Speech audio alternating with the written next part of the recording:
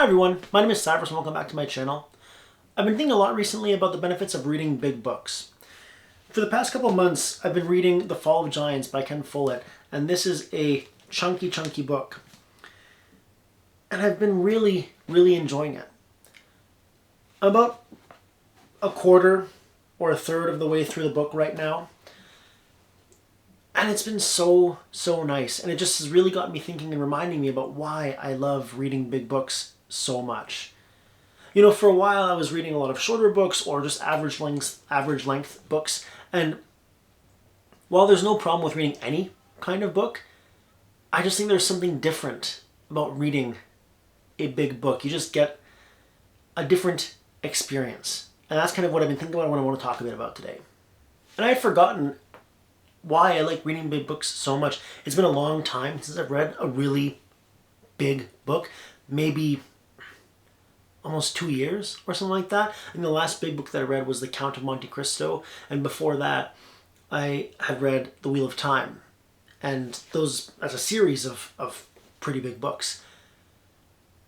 And I think after reading those, I kind of got into a mood of, okay, I just want to read some more fast books. Things that move a little bit quicker and that go a little bit faster.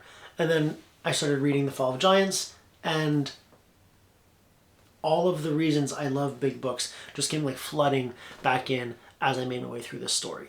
For me, one of the best things about reading a big book is that it really forces you to slow down a little bit. Not that you'll necessarily be reading the book slower, but because it's so long, it takes you longer to get through the book. And so for me, at least, it almost feels like things are moving a bit slower because I'm not seeing that progression in the book as fast as I am in an average length book. But it's not only that, because when you have a book that's long, like this is,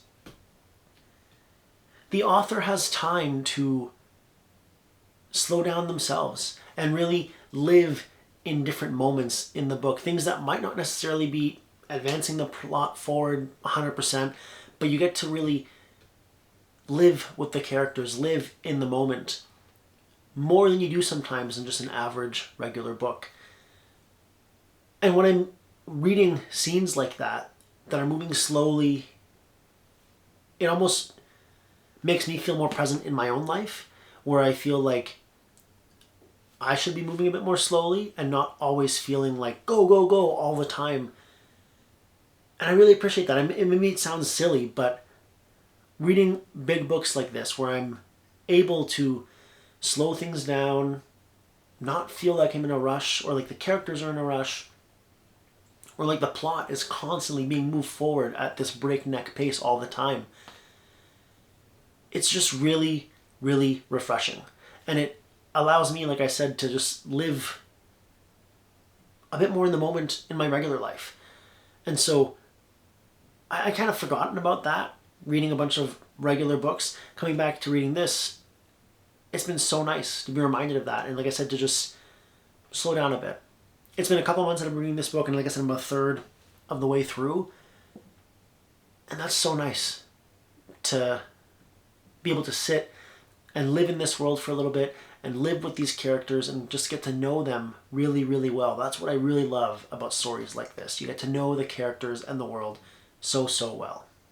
And not that you don't get to do that with regular books, but I feel like a feeling that I feel a lot with like an average length book is that almost as soon as I'm starting to feel like I really get the characters, like I'm really in tune with the story and what's going on, we're in the final now like quarter of the story, and I don't get to actually sit and live with that feeling for as long as I would like to. Once I finally like really start to love the characters, the story kind of ends. And I'm almost left wanting more. Especially if it's a really good story, I'm left wanting more of those characters and more of that world. But sometimes that's it. And that's good too, you need to learn to live with that. But again, just that's something that's different about big books like this, where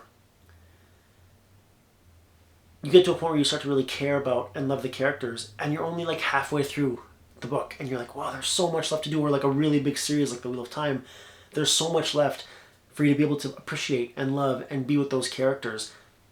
And I just really appreciate, and I don't know, there's just nothing like that feeling where you're able to live with those characters for so long. I mean, this may not be a really long video, but it's just something that's really been on my mind as I've been making my way through this story. And just let this be a call to you. If you've never really dove into a really chunky book that's almost like, this is intimidating, it's a scary book to pick up and read, but let this be a call to you to do it. Grab that really big book that you're a little bit afraid of. Take the time and slow down. Slow down with that author, with those characters. Live in that story for a little bit. If you've never done it before, I almost guarantee that you won't regret it at the end.